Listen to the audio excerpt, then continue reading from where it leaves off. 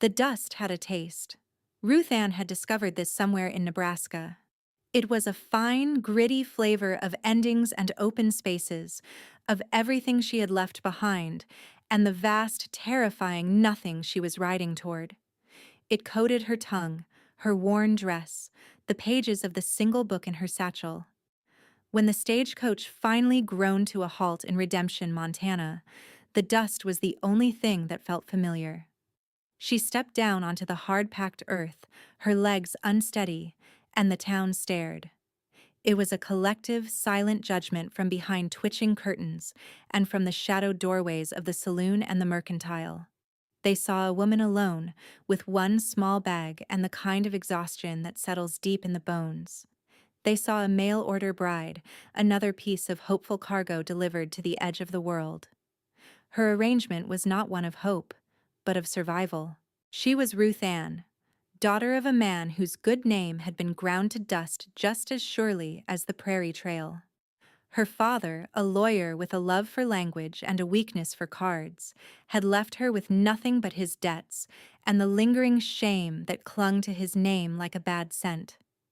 A marriage contract, brokered by a stern-faced woman in a church basement back east, was her only escape from a life of servitude where her father's disgrace would be whispered behind every closing door. The contract promised a name, a roof, and a life. It did not promise kindness. The man she was to marry was named Bridger. The letter had described him as the owner of the territory's finest stud farm, a man of standing and property. As she waited by the stagecoach office, the stares of the townspeople began to curdle with something that looked like pity. A woman with a tightly pinned bun and a mouth that looked like a drawstring purse finally approached her. "You'll be the one for Mr. Bridger," she stated, not asked. "Well, the Lord has a plan for us all, I suppose." The woman's tone suggested the Lord's plan for Ruth Ann was a particularly grim one. Then he arrived. He did not ride up on a magnificent stallion as she might have imagined. He walked from the direction of the smithy, his stride long and heavy, as if each step was a burden. Bridger was taller than his letters had suggested, broad in the shoulders, with a face that looked as if it had been carved from the unforgiving Montana rock. His eyes, the color of a winter sky, were empty of warmth. He was a powerful man, that was plain to see, but the power was walled off, contained behind a fortress of grief she could feel from 10 paces away. This was a man who had closed himself off from the world. "Mrs.," he said. His voice was a low rumble, devoid of welcome. It was the voice of a man completing a transaction. He took in her worn dress, her tired face, and gave a single, curt nod. He did not offer to take her bag. He simply turned and started walking. "The wagon is this way." The ride to the farm was silent. The clatter of the wagon wheels and the sigh of the wind through the tall grass were the only sounds. Ruth Ann sat straight on the hard wooden seat, her hands clasped in her lap, watching the landscape unfold. It was beautiful and brutal, a land of immense scale that made a person feel small and insignificant. It suited the man beside her. He drove the horses with an absent competence, his gaze fixed on the horizon, on something she could not see. She felt like a parcel he was delivering, nothing more. The farm, when they reached it, was a contradiction. The main house was large and well-built, a 2-story structure of solid timber that spoke of past prosperity. But there was a rot of neglect around the edges. A fence rail was split. The paint on the porch was peeling, and the flower beds her mother would have cherished were choked with weeds. It was a place that had once been loved, and now was only endured. The famous Bridger stud farm was breathing, but barely. It was a mirror of the man who owned it. He led her inside to a dim, cold parlor. The air was thick with the smell of stale wood smoke and something else. Something like settled sorrow. He gestured to a chair, then walked to a heavy oak desk. He pulled out a document and a pen. "The preacher is expecting us in the morning," he said, his back to her. "This is the agreement. As discussed, you will have a home and my name. In return, your dowry will be used for the farm. He said the word dowry with a faint, cutting edge, as if he knew the pittance her father's last remaining friend had scraped together was an insult to the word. He placed the paper on the desk between them. It was their marriage contract, written in cold legal script. It was a bill of sale for her future. She looked at his face then, truly looked. She saw the fine lines of exhaustion around his eyes, the tight set of his jaw. This was not a cruel man. He was a broken one. He was selling his name just as surely as she was selling hers. They were two sides of the same desperate coin. "I can read, Mr. Bridger," she said, her voice quiet but clear in the still room. He looked up, a flicker of surprise in his cold eyes. He had expected compliance, maybe tears. He had not expected a statement of fact. She picked up the contract, her fingers tracing the sharp, unforgiving letters. It felt like the last chain her father's failures had wrapped around her. With a steady hand, she signed her name, Ruth Ann, on the line he indicated. He nodded, took the paper, and folded it without a word. The transaction was complete. Tomorrow, she would be a bride. Tonight, she was just inventory. The wedding was as stark as the man himself. It took place in the preacher's front room, with the preacher's wife as the only witness. Bridger spoke his vows in that same flat, emotionless tone, his eyes fixed on the wall behind the preacher's head. Ruth Ann's own voice was a whisper, lost in the vastness of the room and the life she was agreeing to. She wore the same dusty dress she had arrived in. There was no white lace, no celebration, just the grim finality of two names legally bound together. When the preacher said, "You may kiss the bride," Bridger hesitated for a fraction of a second, then leaned in and brushed his lips against her cheek. The touch was cold, brief, and impersonal. It was a seal on a contract. Life at the farm settled into a routine of silence. Bridger gave her a room at the far end of the upstairs hall. It was clean but bare, with a narrow bed and a single window that looked out over a fallow field. His own room was downstairs behind the office. They were husband and wife, in name only, two strangers sharing a roof, but not a life. He rose before dawn and returned after dusk, throwing himself into the work of the farm with a relentless, punishing energy. He was trying to outrun the ghosts that haunted the house, the fields, the empty spaces in his own heart. Ruth Ann began her own work. The house was her domain, and she attacked the years of neglect with a quiet determination. She scrubbed floors until the wood gleamed, aired out dusty rooms, and beat rugs until clouds of forgotten time billowed into the Montana sky. She found a small vegetable garden behind the house, overgrown but not dead, and began the painstaking work of pulling weeds and turning the soil. She worked until her hands were raw and her back ached, finding a strange solace in bringing order to the chaos. It was something she could control. The two ranch hands, a grizzled old man named Moss and a quiet young man called Nate, watched her with cautious curiosity. They had expected a fragile creature from the east, another burden for their already burdened boss. Instead, they saw a woman who worked as hard as they did, her face set in a mask of concentration. They answered her questions about the farm with short, clipped sentences at first, but she was a patient listener, and her questions were intelligent. She did not ask about gossip. She asked about water levels, feed costs, and the health of the horses. It was the horses that drew her. The Bridger stud farm had once been famous for its line of powerful, intelligent Morgans. Now only a handful remained, their coats dull, their spirits low. Bridger tended to them with a rough, mechanical efficiency, but the love was gone. He treated them like assets, depreciating with every passing day. Ruth Ann, however, saw the flicker of life still in them. Her father, for all his faults, had loved horses, and he had taught her their language of flicking ears and soft knickers. One evening, she found Bridger in the main barn, standing before the empty stall at the end. It was larger than the others, the wood of the door polished smooth by the rubbing of a long-gone occupant. He did not hear her approach. He was staring into the empty space, and for the first time, the wall around him seemed to crack.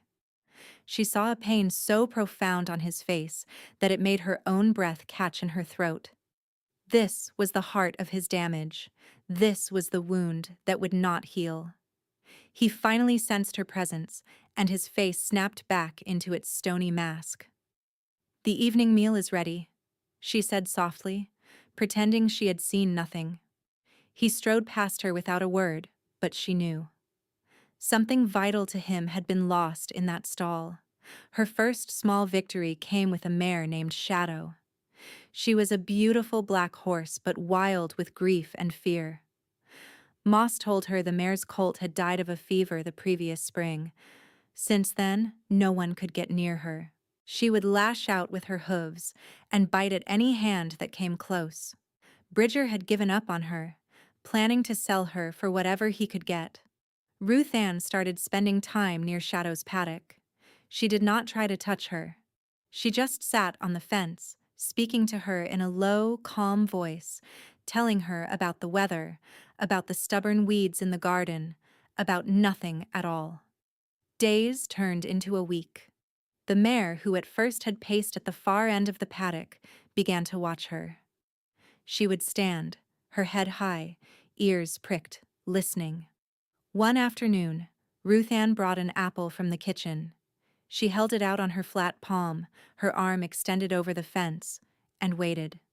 She sat there for nearly an hour, her arm aching, until finally, Shadow took a hesitant step, then another. The mare stretched out her neck, her velvet nose twitching, and gently took the apple from her hand. It was a beginning. Nate saw it happen. He said nothing to Ruth Ann, but he told Moss. And Moss, during the evening meal, cleared his throat and said to the room at large, "That Shadow mare took an apple today." Bridger's head came up from his plate. He looked at Ruth Ann, a long, searching look. There was no praise in his eyes, but there was a sliver of something else, a question. He was noticing her.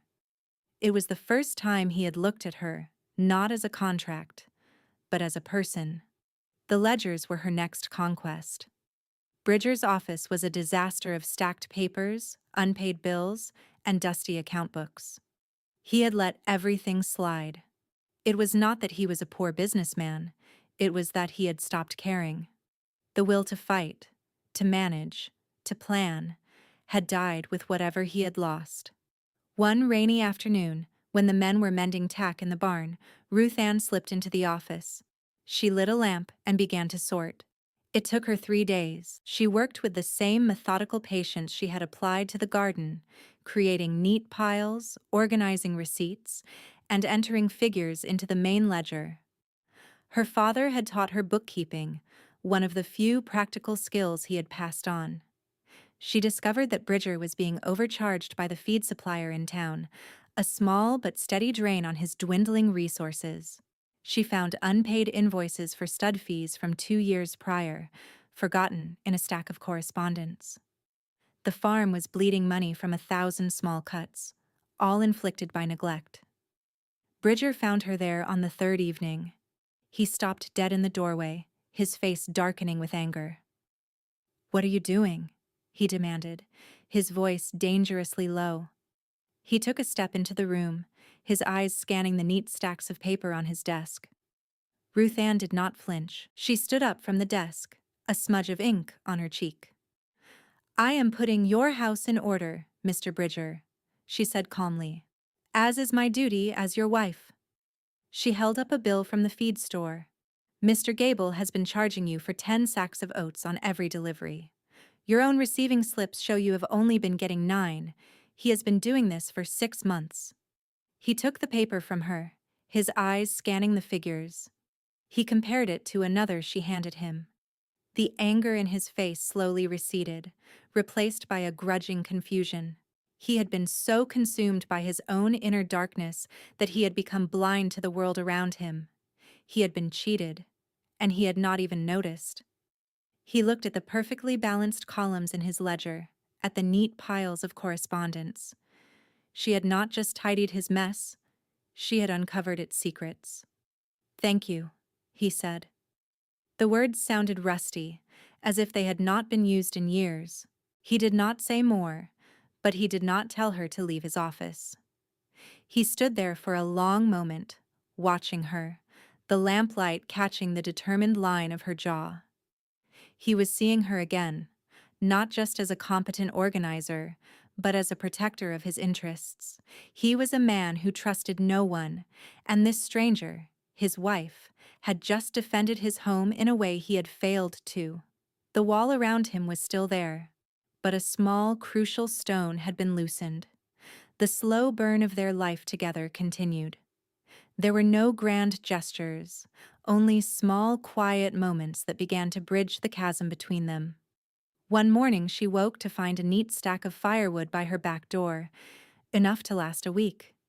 He had cut it and left it there before dawn, a silent acknowledgement of her work. Another evening he worked late into the night, wrestling with a broken pump at the well.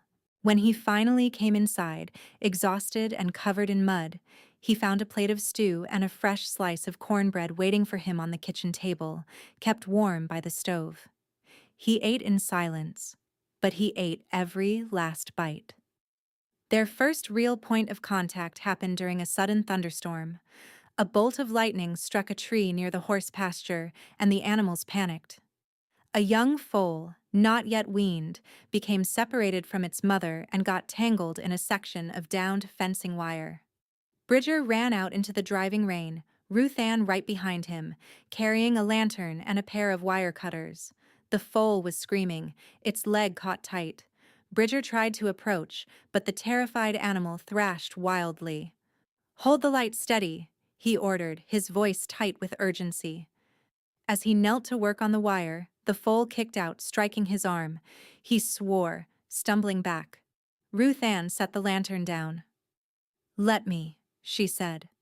She did not wait for his permission. She began to speak in a low, crooning tone, the same voice she used with the mare, Shadow. She moved slowly, without threat, her hands open and visible. The foal's cries quieted to whimpers. It watched her, its dark eyes wide with fear, but it stopped struggling. She reached the foal and gently ran a hand along its neck, never ceasing her soft murmuring. Then she took the wire cutters from Bridger. Her fingers were nimble and sure in the rain and flickering light. "Hold him," she said. Bridger, surprised at being given an order, did as he was told. He placed his hands on the foal's trembling body, steadying it. Ruth Ann worked quickly, snipping the wire in 2 places. It fell away. The foal, free but still terrified, scrambled to its feet and bolted toward its mother. They stood in the pouring rain, soaked to the skin. The lantern cast a halo of gold around them. "You have a way with them," Bridger said, his voice quiet with something that sounded almost like awe. He was looking at her, his gaze intense. His arm, where the foal had kicked him, was bleeding. "You're hurt," she said, reaching out without thinking. She touched his forearm. His muscles tensed beneath her fingers. It was the first time they had touched with any intention, any connection. The heat of his skin was a shock against her cold, wet hands.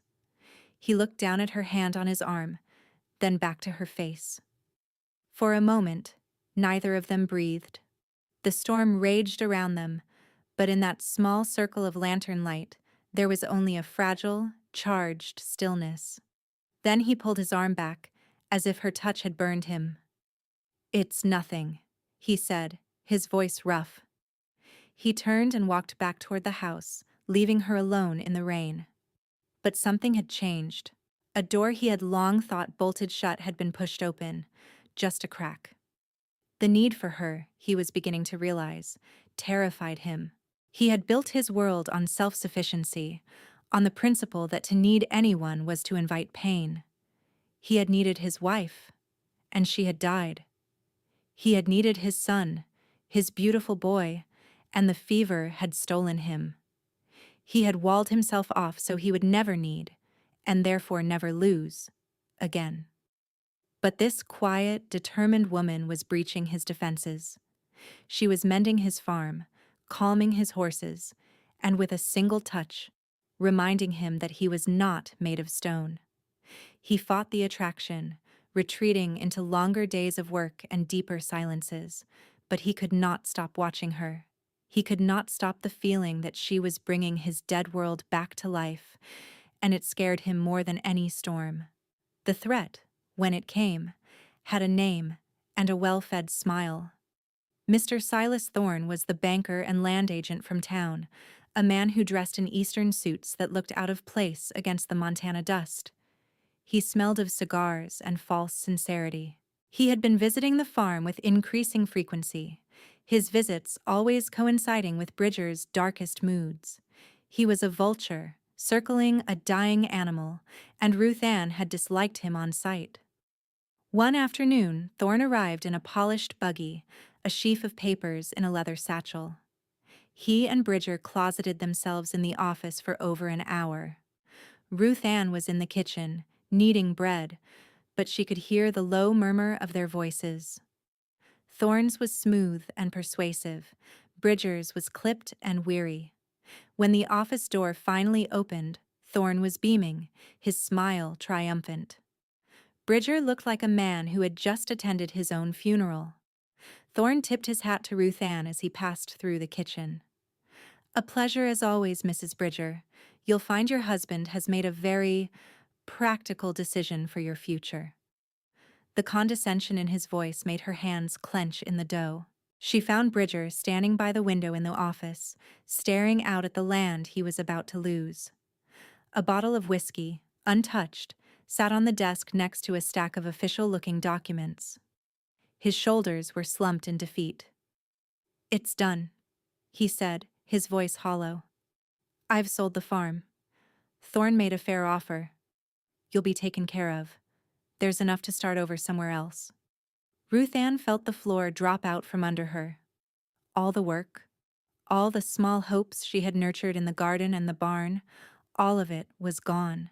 She had just started to feel like this place could be a home, that these two broken people could perhaps build something together. "You sold it?" she whispered. "Just like that?" "There was no other way," he said, turning to face her. His eyes were bleak. "The debts are too much. The fight is gone out of me, Ruth Ann. It's over." He was giving up. He was letting the grief win. He was surrendering the legacy his father had built, the home where his son had been born. He was choosing the rational path of surrender, and it was a choice that would destroy what little was left of him. "Let me see the papers," she said, her voice shaking slightly. He laughed, a harsh, bitter sound. "What for? To see how thoroughly I've failed? It's a standard contract. I read it." "Let me see them," she insisted, her voice gaining strength. "I want to read them." With a sigh of pure exasperation, he snatched the papers from the desk and threw them down in front of her. "Fine. Read them. It changes nothing." He stalked out of the room, grabbing the whiskey bottle on his way out. The back door slammed shut behind him. Ruth Ann was left alone in the silent office. The papers lay on the desk, a death warrant for the farm and for the fragile life she had begun to build. The air grew cold as the sun began to set. She lit a candle, the flame flickering, casting long shadows on the walls. She sat down in his chair, the leather worn and cool against her skin. With a deep breath, she picked up the first page. Her father had lost everything, but he had taught her one thing of value: how to read the fine print. He had taught her that the devil was not in the details, but in the words that were left out, or the clauses buried so deep they were designed to be missed. She began to read, the fate of the Bridger stud farm resting in her hands, under the solitary vigil of a single flickering candle. She read through the night. The house was silent except for the sighing of the wind and the scratching of her own fingernail against the heavy paper as she traced each line. Bridger did not return. She imagined him in the barn, seeking solace in the bottom of the bottle, trying to numb the pain of his surrender. The legal language was dense, designed to be confusing, but she took her time, her mind sharp and clear. She read every word, every sentence, every convoluted paragraph. Then, when she reached the end, she went back to the beginning and read it all again. It was near dawn when she found it. A single paragraph on the 4th page, tucked between boilerplate clauses about mineral rights and access easements. It was cleverly worded, cloaked in legalese, but its meaning was as clear and cold as a winter morning. Her father had called it a serpent clause, a line that looked harmless but was full of venom. She felt a chill run down her spine that had nothing to do with the pre-dawn cold. Thorne wasn't just a vulture. He was a viper. She sat back in the chair, the papers in her lap, her heart pounding with a mixture of terror and righteous fury. She looked out the window at the graying sky. The farm was waking up, the land still breathing, unaware of how close it was to being suffocated. Bridger had signed it. He had read the words, but had not understood their true meaning, blinded by his own despair. A man can't see the trap when his own pride is the bait. He had been so focused on his failure that he had missed the treachery. The crisis had come. She was the wife of a broken man, on a farm that had been sold out from under them by a trick. She could pack her bag and leave. She had no real ties here, only a contract with a man who barely spoke to her. It was the sensible thing to do. But as she looked at the signature on the page, Bridger's strong, masculine script, she knew she could not. You didn't marry a signature, you married a promise. She had made a vow in that dusty room, and she would not break it. More than that, this place, this broken man and his grieving horses had become hers to defend. She would not run. Mr. Thorne arrived shortly after 8 o'clock, accompanied by the town sheriff, a portly man named Miller whose authority seemed to rest entirely on the size of his belt buckle. Thorne was expansive, smiling, ready to take possession. Bridger met them on the porch. He looked terrible. His eyes were bloodshot, his face pale and drawn. He had the look of a man who had not slept, who had wrestled with his demons all night and lost. He was a ghost, moving through the final moments of his life on this land. Bridger, Thorne said, clapping him on the shoulder. A new day. Sheriff Miller is here just to witness the final transfer, all above board. Bridger just nodded, his face a mask of stone. He was ready to let it happen, to endure this final humiliation. There will be no transfer. The voice came from the doorway. Ruth Ann stepped out onto the porch. She was holding the sale papers in her hand. Her hair was neatly pinned, her dress clean. She looked calm, composed, and utterly resolute. The 3 men turned to stare at her. My dear lady, Thorne said, his smile faltering. This is business between men. I'm sure you don't. I've read these papers, Mr. Thorne, she said, her voice cutting through his condescension. I've read them twice. She looked directly at him, her gaze unwavering. Then, with a deliberate, tearing sound that echoed in the quiet morning air, she ripped the contract in half. And then, in half again. She let the pieces flutter from her fingers onto the porch floor like dead leaves. Thorne's face went purple with rage. What is the meaning of this? That is a legally binding document. Sheriff, you are a witness to this. This madness. Sheriff Miller looked bewildered, shifting his weight from one foot to the other. He looked at Bridger, who was staring at Ruth Ann as if seeing her for the first time. The fog of his despair was lifting, replaced by stunned disbelief. It's not a legal document, Ruth Ann said, her voice ringing with authority. It is an instrument of fraud. She turned her attention to the sheriff and to Bridger.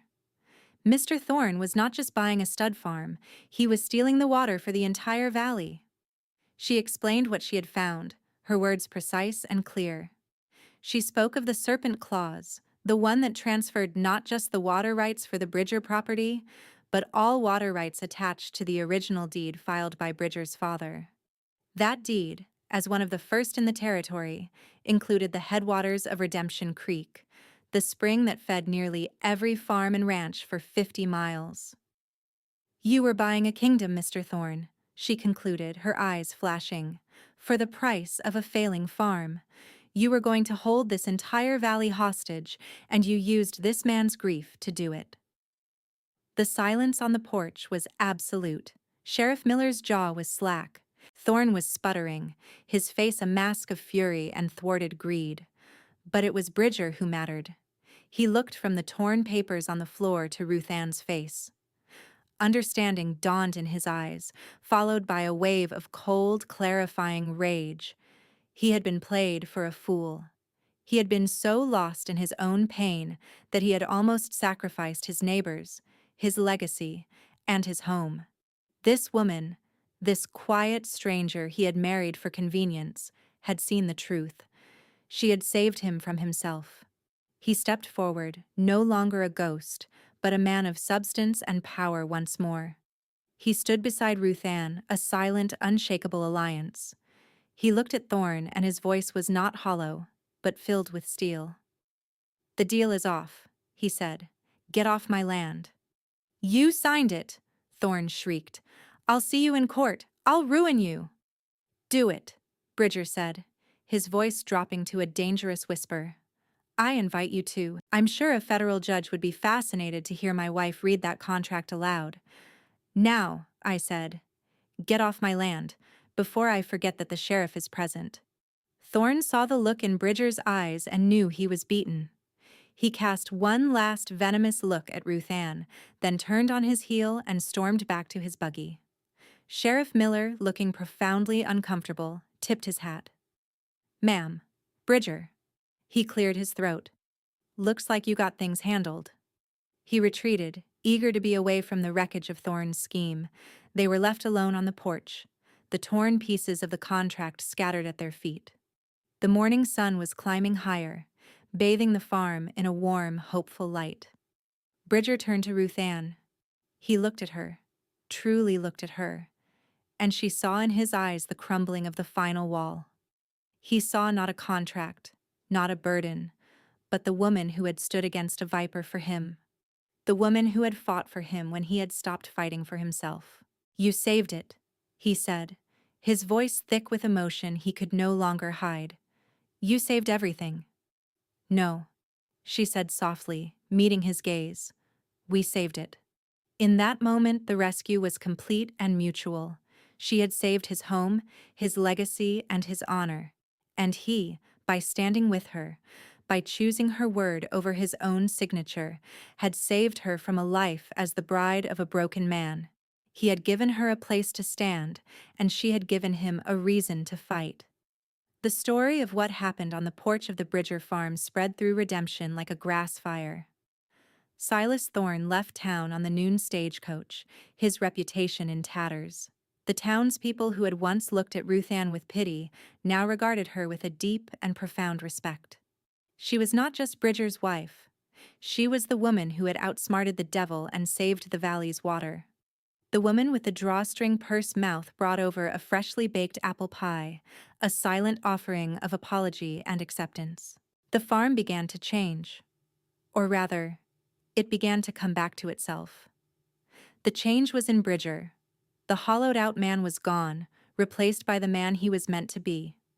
He worked with a renewed purpose, his stride confident, his orders to Moss and Nate clear and focused. He was not just enduring, he was building again. And he was no longer doing it alone. He and Ruth Ann became a team.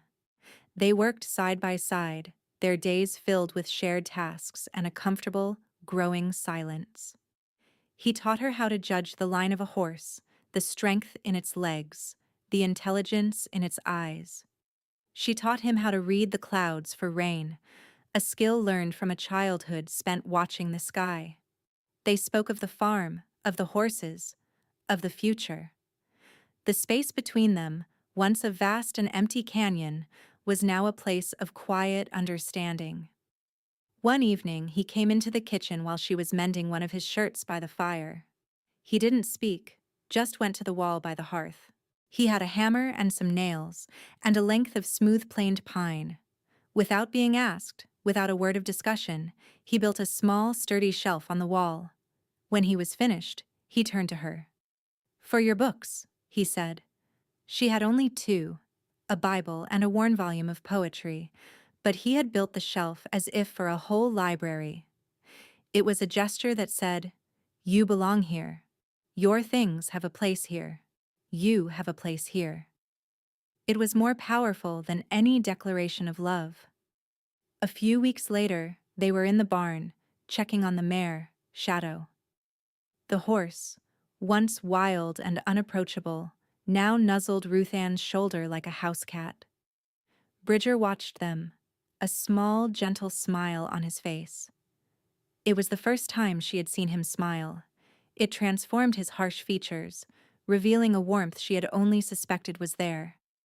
He gestured toward the large, empty stall at the end of the barn. "That was his," he said, his voice quiet. "My son's. His name was Samuel." He said the name clearly, without hesitation.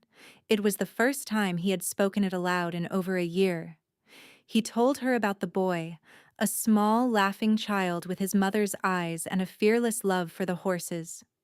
He told her how the fever had come on fast, and how the prize stallion, Samuel's favorite, had caught the same sickness and died a week later. The double loss had shattered him. He had blamed himself, believing his grief for his wife, lost a year before that, had made him careless. He had closed the door to that stall, and the door to his own heart. Now, speaking to Ruth Ann, he was finally opening it again. She did not offer platitudes or easy comfort. She simply listened, her presence a steady anchor in the storm of his memory. She was pulling him from the wreckage of his grief, just as he had pulled her from the wreckage of her past. That night, he did not go to his room downstairs. He came up the stairs and stopped at her door. He knocked softly. When she opened it, he just stood there for a moment, his winter sky eyes full of a feeling he did not yet have the words for. He reached out and gently touched the smudge of flour on her cheek, his thumb brushing it away. It was a simple, tender gesture, an admission of need, an act of irreversible choice. He was choosing her, not out of duty or contract, but out of a deep and healing love. The settling was not a single moment, but a collection of quiet days that followed. It was the way he started calling her Ruth Ann instead of Mrs. It was the way she saved him the seat beside her at the Sunday church service. It was the shared laughter over a clumsy foal in the pasture. The frontier was still a wild and dangerous place, but within the fences of the Bridger stud farm they had found shelter. They had found a home. Months later, standing on the porch at sunset, they watched the horses graze in the field. The land was green and thriving. A new colt, sired by a stallion Bridger had bought with renewed hope, kicked up its heels in the fading light. He reached for her hand, his calloused fingers lacing through hers. It felt natural, right. "I'd rather face ruin with you than comfort with any other," he said, his voice low and certain. It was his version of a vow, more real and binding than the one spoken before the preacher. Ruth Ann leaned her head against his shoulder, the coarse wool of his shirt familiar and comforting. The dust of the trail, the taste of endings, was a distant memory. She was no longer the daughter of a disgraced man, no longer a piece of hopeful cargo. She was the mistress of the Bridger farm, the wife of a good man, a woman who belonged. The sun dipped below the mountains, painting the sky in hues of orange and purple. The world was still vast, but she was no longer small within it. She was home.